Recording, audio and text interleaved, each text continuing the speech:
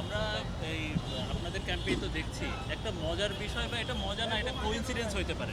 দেখা যাচ্ছে যে এই আন্দোলন বড় একটা আন্দোলন হওয়ার পরে রিসেন্টলি জ্যাম কিন্তু একেবারে ইতিহাস ছাড়াই গেছে দেশের এই ঢাকা শহরের যানজটটা। তো আপনাদের এই ক্যাম্পেইনের সাথে এই যানজট নিয়েও যদি কিছু বলেন, কারণ হচ্ছে আগে আপনার বিভিন্ন কমিটি ছিল, বিভিন্ন ইয়েতে কাজ করছেন, তো এই যানজট নিয়ে এখন আমরা সেই ধরনের ইয়ে দেখছি না, বা ট্রাফিকিং এইগুলা নিয়ে। আপনাকে প্রথমে একটা কথা বলি যে যখন এই আন্দোলনটা হলো 5 তারিখের পরে দিয়ে দেখবেন যে ছাত্ররা রাস্তায় ছিল, আমাদেরও রাস্তায় ছিলাম, আপনার স্কাউটরা রাস্তায় ছিল, তারপরে রেড ক্রিসেন্ট রাস্তায় ছিল, এরকম মানে সকলে মিলে কিন্তু যানজট নিরসনের জন্য চেষ্টা করে। পাশাপাশি কিন্তু এই যে মানে আপনার এই যে সমস্ত গাড়িগুলোর ফিটনেস ছিল না, যে সমস্ত গাড়িগুলো চলার জন্য ভয় পাচ্ছিল, তারা কিন্তু রাস্তায় ছিল না। তো যে ধরনের গাড়িও কম ছিল এবং যে সমস্ত চালকদের আপনার লাইসেন্স ছিল না, তারাও কিন্তু গাড়ি চালানোর জন্য সাহস করে না। কিন্তু এরা কিন্তু আবার ওই আগের জায়গায় চলে আসে। যেদিন থেকে ঘোষণা দেওয়া হলো ছাত্ররা তোমরা স্কুলে চলে যাও, ছাত্ররা চলে গেল এবং ট্রাফিক পুলিশ যে কয়জন আছে তারা রাস্তায় নেমে আসলো। তো ওরা গাড়ির চালক মালিকেরা দেখলো যে আমাদের পুরনো বন্ধুরা তো তৈরি আসে। তো পুরনো বন্ধুদের কাছে তো আমাদের জানাই আছে কার আমার আছে বা কাকে টাকা দেওয়া চলতে হয়, কি করতে হয়, সে একই অবস্থা কিন্তু আবার কিন্তু ওই শুরু হয়ে গেল। পাশাপাশি আমরাও কিন্তু একটু কষ্টও পেয়েছি। আপনারা দেখবেন যে তখন কিন্তু স্বরাষ্ট্র মন্ত্রণালয় এবং আরও কয়েকটা মন্ত্রণালয় মিলে সাখাওয়াত হোসেন সাহেব কিন্তু দায়িত্ব ছিল। এই যে সারা দেশে আমরা কিন্তু ঢাকা বেজ না, কিন্তু আমাদের সারা দেশে 120টা শাখা। আজকে যদি আপনি ফেসবুকে ঢোকেন, আজকেও দেখবেন যে আর 10টা জায়গায় কিন্তু তারা কিন্তু কাজ করছে দেশের বিভিন্ন জায়গায়। এরকম প্রতিদিনই কিন্তু, শুধু যে আজকে তা না, প্রতিদিনই এরকম কাজ করে। কিন্তু আপনি সাকোয়ার সাহেবকে দেখেছেন যে ওনার খুব কষ্ট হয়েছে নিরাপদ সড়কের নামটা বলতে। উনি কিন্তু বলেছেন ছাত্ররা মানে ট্রাফিকের কাজ করছে, স্কাউটরা ট্রাফিকের কাজ করেছে, তারপরে আপনার ওই রেড ক্রিসেন্ট কাজ করেছে। কেন ভাই, আপনি ইলিয়াসগঞ্জ নিজেও তো রাস্তায় নেমে কাজ করে, তা আপনার চোখে পড়লো না? ইলিয়াসগঞ্জের এটা তো মিডিয়াতেও আসলো, তা আপনি বললেন না কেন? তো যে কারণের জন্য ছাত্রদের সঙ্গে আমরা উঠে চলে যাই। কিন্তু আসলে দায়িত্ব থেকে আমরা পিছপা হতে পারি। আর এটা যেহেতু এখন আপনার 22শে অক্টোবর নিরাপদ সড়ক দিবস, এই মাসটি হলো আমরা প্রত্যেক বছরে আমরা পুরোটা মাস আমরা কিন্তু রাস্তার মধ্যে কাজ করি এবং আমাদের যে সহকর্মীরা যারা আছে তারাও কাজ করে। আপনি অবাক হয়ে যাবেন যে গত বছর শুধুমাত্র আপনার এই নিরাপদ সড়ক দিবসে 1,500 কর্মসূচি কিন্তু পালন করে। তো এই যে এই কাজগুলো করি, কিন্তু তারপরে কিন্তু কেন জানি বিশ্বাস করেন সবাই কিন্তু আমাদেরকে অ্যাভয়েড করতে চায়। আমি এটা বুঝতে পারি না, আমার কেন অ্যাভয়েড করতে চায়, কেন আমাদেরকে বাদ দিতে চায়, এটা আমরা আসলে বুঝতে পারছি না। তো যে কারণের জন্য তারপরে আমি বলবো যে আমাদের দায়িত্ব থেকে আমরা কখনোই সরে যাব না। আমাদের দায়িত্ব এবং আমার যে বুকে রক্তক্ষরণ, যে রক্তক্ষরণের মাধ্যমে আমার স্ত্রী মৃত্যুর কারণে আমি দেশবাসীর কথা চিন্তা করে, আমার প্রফেশনের কথা চিন্তা না করে, যে আমার প্রফেশন কি হবে না হবে সেটা না ভেবে আমি এই মানুষের পাশে দাঁড়িয়েছি সড়ককে নিরাপদ করার জন্য, সড়কের অহেতুক মৃত্যু থেকে মানুষকে রক্ষা করার জন্য।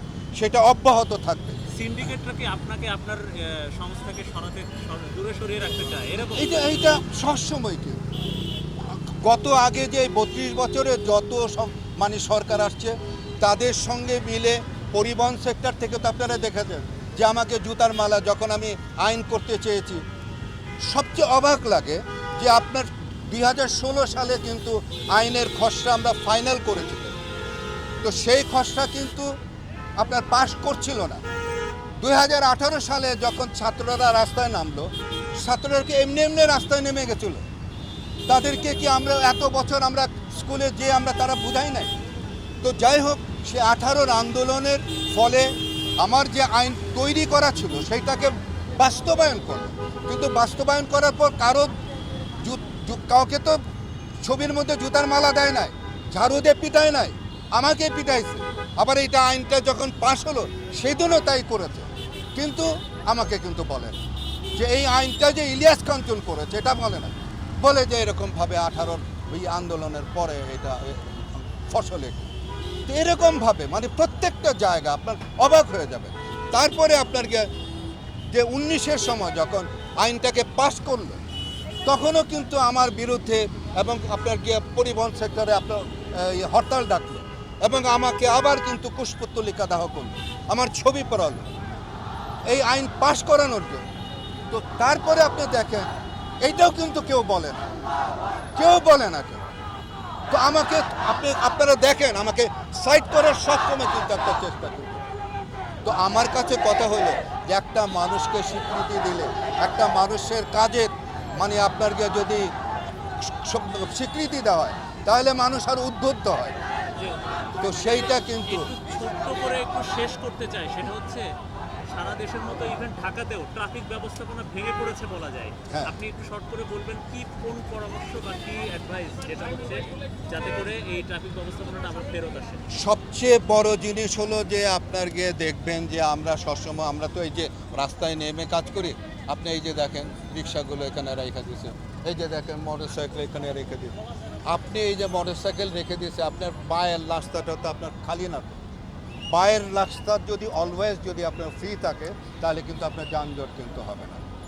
পাশাপাশি কিন্তু আপনাকে দেখবেন যে এই 5ই অক্টোবরের পরে কিছু দাবি দাওয়া যেগুলো নিয়ে রাস্তায় নেমেছে, প্রত্যেককেই কিন্তু এই আপনার এই মোড় চাইছে এইখানে যেন তারা থাকতে পারে, তাদেরকে যেন পার্কিংয়ের ব্যবস্থা করতে পারে।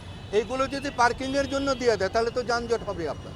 এবং যত কর্মকাণ্ড আপনি দেখেন সব কিছু কিন্তু আপনার মোড়, তো মোড়কে আপনারা যদি আপনাকে যানজট মুক্ত না করে এবং অবৈধ এই যে পার্কিং যদি বন্ধ যদি না করে এবং যেখানে সেখানে এই যে একটা গাড়ি রাখার পর এই দেখেন আপনার ফাঁকা দেখেন পুরো রাস্তাটা দেখেন আপনি এইটা খেয়াল করে দেখেন যে এই যে আপনার একটু ক্যামেরাটা ঘোরা এই যে আপনার হ্যাঁ ক্লিয়ার না মানে সাইডে না করে রাস্তার মাঝখানে দিয়ে আপনার এতগুলো বাস যদি আপনার এরকম যাত্রী ওঠানামা করে তাহলে যানজট সৃষ্টি হবে। মূল জায়গাটা যেটা হলো যে ট্রাফিকের যে নিয়মগুলো আছে সেই নিয়মগুলো আপনি যদি না মানান, আপনি যদি না মানানোর চেষ্টা করেন তাহলে আপনি যানজট কোনোভাবে যত প্রসেসে আসেন আপনি এটাকে আপনি করতে পারবেন। Thank you.